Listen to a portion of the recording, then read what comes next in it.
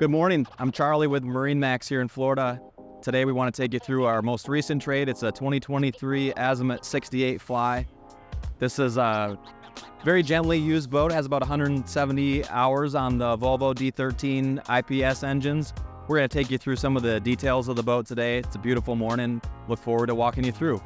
So this boat comes in two different layout styles. This particular model has the galley forward option, which is my personal favorite way to get it because it's technically described as an enclosed galley, but it's not because of this unique design feature with the vertical wood slats. You can still see out while you're working in this galley, and this door opens and closes to provide more privacy for the guests if they happen to be watching a movie in one of the two areas to relax. So the area at the back of the boat here offers a high-low television along the port side with opposing seating if you're not using this area for entertaining in the evening. This is a spot where owners tend to gravitate in the morning.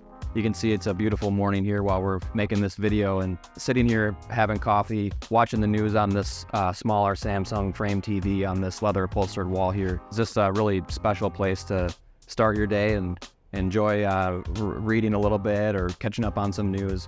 So more on the galley here. You have all the tools to be effective to service your guests. You have a Miele induction cooktop, wine fridge behind me here, a full-size refrigerator behind this panel with a freezer. If you're standing here in the galley in the morning especially, it's a nice place to be able to look aft through these vertical slats. Just another illustration of how it's enclosed, but you still maintain some visibility and gives you more of a sense of volume for not feeling like you're claustrophobic in here. So we're here at the lower helm of the 68 Fly. Again, the boat's equipped with Volvo IPS. They're D13 engines connected to an IPS drive, a pair of them.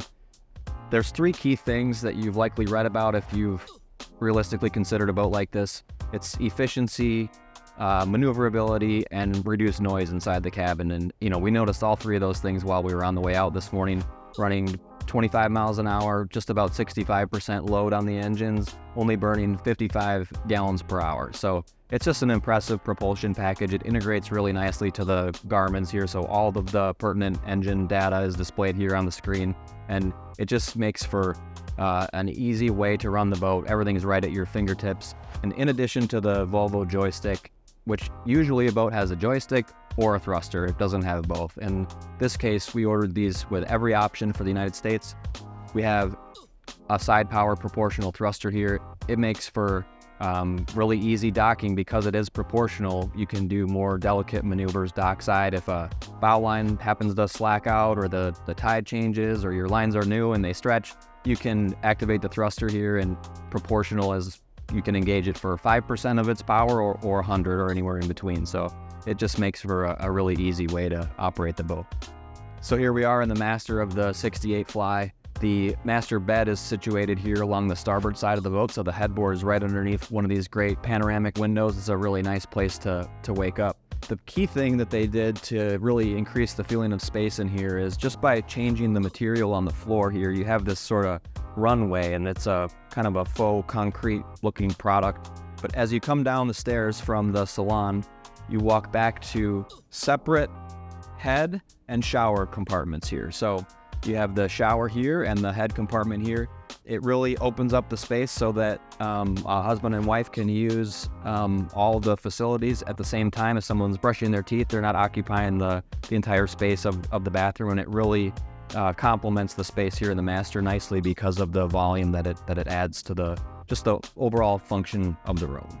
So here we are in the VIP of the 68 Fly. This is a great stateroom to put your most important guests. It's easy bed to get around, private head here. There's a closet on either side here. Great storage. Television's hidden behind the mirror here. Really easy stateroom to feel comfortable about putting the guest in. So we'll take you through the staterooms of this boat. Again, it's a 4-stateroom, 3-head boat. You have your VIP forward there behind the camera, and the master's here in the aft part of the boat. It's a full beam master, but the guest stateroom configuration is usually really tricky and important on a boat of this size. So it wasn't long ago that just the geometry of the layout of these vessels would dictate that one of the two guest staterooms would have just bunks, and oftentimes ended up being kind of a throwaway stateroom or a storage room. The way that they did this stateroom to port, they configured the bunks in a longitudinal manner on the lower and laterally on the top, so it just adds to the volume of the boat. And that's just another function of having IPS. You can get 30% more interior volume. It just allows for more creativity in the layout, and these boats year after year get better and better at using the interior space. But that's the port stateroom, guest stateroom. There's a guest stateroom here to starboard, and we'll take you through each of them.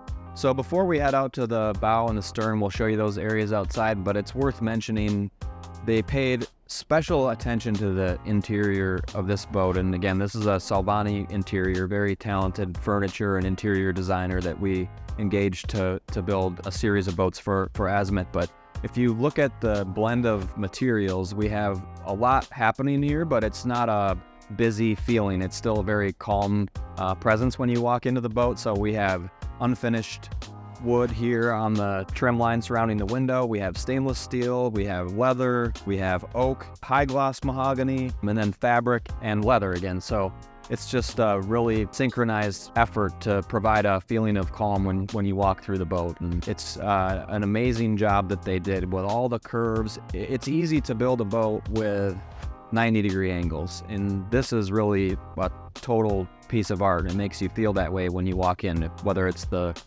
single piece ceiling that has this sweeping arch in it, or even just a radius here. It's a lot of effort and a lot of detail goes into designing the interiors of these boats, and it's something to appreciate and worth pointing out. Here in the aft cockpit of the boat, we have a U-shaped sofa, very standard. The unique thing about this boat is the color of the fabric, which I really like. It's just such a departure from some of the normal tones that you're seeing on every boat these days. And I think the blue is just a beautiful touch. It just makes things kind of pop back here.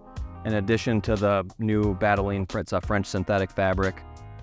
We used to do varnished tables everywhere in the boat. So on the bow, bridge, and here in the cockpit. And we've gone to this synthetic marble. It's really tastefully done. It doesn't look cheap. Typically you hear the word synthetic and it kind of dulls the feeling a little bit, but they really pulled this off well. It's super functional, doesn't scratch easily at all, doesn't react to citrus, fruits, lemons. Usually stains a Carrera marble like this, so really functional that they did this here.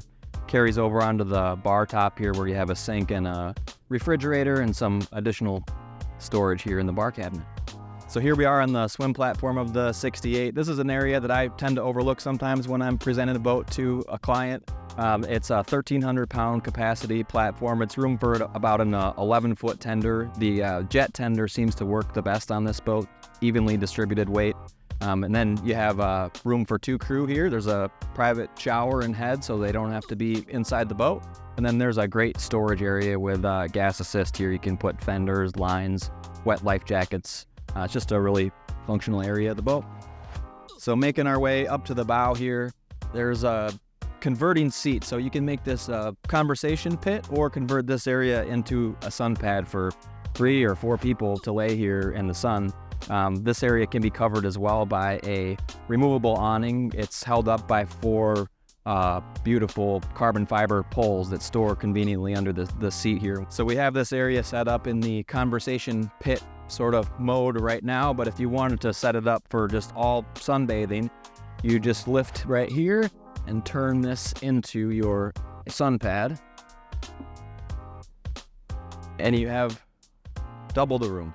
So another area that tends to get overlooked is the space surrounding the windlass. This is a really important technical space. If you have a lot of people on the boat, you're trying to anchor for fireworks or whatever the case may be, the captain has plenty of room to work up here. So there is a storage compartment on either side of the windlass here. You can store fenders, lines, the anchor chain coils up in there as well. But the most important piece is there's lots of flat, safe space to maneuver while you're trying to anchor the boat. Here we are on the bridge of the 68. Wanted to highlight just a few things. We have the blue fabric that continues up here, really unique to this boat and works really well, I think, especially with the Etna gray painted handrail here. That's a nice accent. So I should mention too, it's a white hull boat, Etna gray highlights up top, and then the domes are black, which is a nice addition to just the overall aesthetic. Here you have the synthetic marble, carries up here as well on the bow table and on the table back here. This owner opted for the opposing seating back here. You can do it with a barbecue cabinet here in the corner. However, we're not without if we skip that option because we have it here. So you have your grill here and more refrigeration and another ice maker. So here at the flybridge helm on the 68, we have all the same features as we do on the lower helm. You can control the seakeeper from up here. You have a joystick, proportional thruster, all your lighting controls, really comfortable, shady spot with a retractable awning straight above you as well if you want more sun. We don't need that on a day like today. It's plenty warm out here already, but you can open that on a nice, cool winter day. This is my favorite storage area on the bridge. If you remove all the canvas which comes with the boat, it all stores nicely in this large compartment. You don't have to fold it up perfectly and fit it in like a jigsaw puzzle. It's nice to be able to just fold it up somewhat, stick it in here, close the door. So those are only a few of the highlights of the 2023 68 Fly. Would love to share any and all additional detail with you on this boat or any other Azimut that we have in stock. My number's here on the bottom of the screen. Look forward to hearing from you.